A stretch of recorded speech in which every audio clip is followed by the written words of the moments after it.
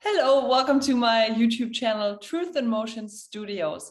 Today I'm discussing who not to submit to, who to stay away from generally, as a rule of thumb, which is probably a good idea if you want to avoid being abused or getting into a terrible situation.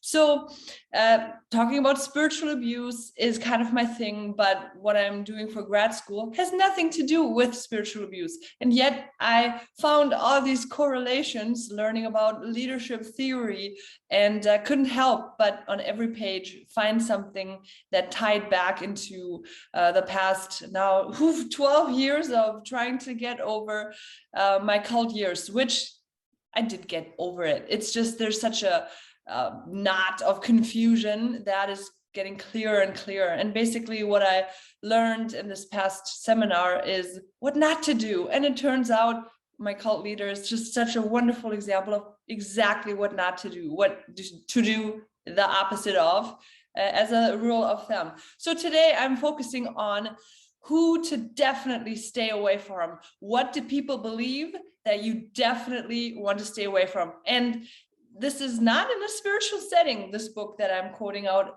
And like last time, I'm quoting out of The Leadership Experience by Richard L. Daft, the 7th edition. It's very expensive. Don't think about buying it. It's for grad school. So the very simple thing that differentiates a toxic versus a potentially healthy employer, a manager, a boss, or a spiritual leader is what they, at the end of the day, believe about people. Okay, this ties in very beautifully with theology, but I understand that people who watch my videos, we're all not in agreement of what we believe about people or what we believe God is like, and that's fine. But this, again, I repeat, this book is not written to speak into the religious world, but to me, there is a strong correlation. So let me just give you a brief overview of a theory that I learned about. It's called the theory X and the theory Y. Theory X is a general belief about people. And the assumption is that people are basically lazy and not motivated to work, and that they have a natural tendency to avoid responsibility. So basically people are bad, okay? If they come working for you, they apply and you hire them, they might be at first nice, but they're just in it for the money, and they would stop if you would stop paying them money. They're lazy, they try to find loopholes, they get away with everything. They're tricking you, you have to watch them hard. And then one of the ways that you keep them in check is you use coercion, manipulation, threats, to try to keep them in line. And then, of course, punishments, various forms. Sound familiar? So I want to juxtapose that with theory Y, which is basically the assumption that people do not inherently dislike work and will commit themselves willingly to work that they care about. So to me, that speaks about the assumption that people are looking for something to find purpose in. And once they've found that, they will thrive. And they don't need to be coerced or threatened or punished to be motivated. They find motivation because the work is meaningful to them. And sometimes the fact that they make money is the purpose that they need. So that's not making them bad people. That's just making them humans who need to pay their bills. So the general belief system of employers, bosses, makes a major difference. And it shows in how they deal in conflict, how they deliver difficult news, how they schedule people, how they hold them accountable, how they teach them stuff, how they deal when people make a mistake. So the general attitude of people in authority matter. Everybody's attitude about people matters, but especially people in authority, because often they have a place of influence, a place of power where their decisions and what they do has great effect on other people. And there's a power hierarchy. So if my boss is treating me unfairly, I will have a harder time doing something about it. But if my boss thinks I am treating him unfairly, then they have a much easier time to just get rid of me. So there's a power hierarchy. Now this, to me, translates beautifully to the world of spiritual abuse. And here is my answer. Who are the people you should not submit to? Who are the people who what they believe you should run from to the other direction? It's people who subscribe to theory X when it comes to people. So if your spiritual leader at the end of the day believes that people are bad, that they are just doing lip service and they need to be coerced to love God, they need to be humiliated to do the holy works or whatever, or come to church or worship God or find their way out of the hole of sin or whatever, if they need punishment in order to do what is right, that will show in the way they preach, it will show in the way they deal with people, they treat people. And I feel like often those people have a lot of hidden problems that they want to keep hidden. A few might know, but they don't feel that they're in a position to change that, to speak out or warn people. So Theory X is a wonderful way to talk about people who believe God made a major mistake when he created people. You know, they were supposed to be good, but oh, they turned out so ever nasty.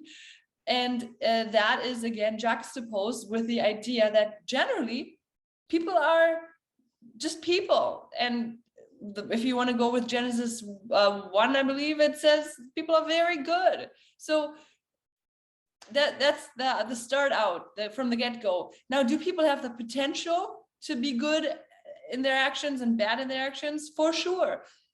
To me, maturity was miles away as long as I denied my own shadow. So sure, we have the potential to be awful. And the theory Y doesn't say people are perfect. Theory Y says, though, that people come to work because that's, first of all, part of life, to find work, and then also to find meaning in their work. And that's not anything bad. That is what makes us human. It's like we're looking for something to invest ourselves in, to get excited about, to have a reason to get up in the morning and apply ourselves and our body, our resources, our brain, to our time, and then get paid for it because we need to pay for our bills, right? That's how this world works. So makes a major difference if your spiritual leader or your boss believes people are bad, or if your spiritual leader or boss sees humans that are good and have the potential to do good and to do bad. You will treat them very differently. You will have completely a different attitude toward when they make mistakes, which happens. And the overall experience with those people will be different. So when I talk to you, I can very clearly tell you I am a subscriber of the theory Y. I believe people are very good and we have the potential to do very good things, and we have the potential to do very bad things and everything in between. But we want to make a distinction between ontologically our being. I believe the being of human is very good, because I believe that that witness of the Bible is correct, that we are made very good. We are made by a very good God, and his creation is also very good. But we also come with a lot of potential for causing a lot of harm. And I believe Theory X, people who believe that, they have delved into the dark side and have denied their own shadow. Because often, like, if that's what you think about work, then you will think that about other people too. They must be thinking that too. But I don't think that's true. It's not true for me. I'm looking for ways to apply myself. I'm looking for purpose and meaning, and I want to get paid. That's life. So that doesn't make me a bad person. That is kind of, I'm a human.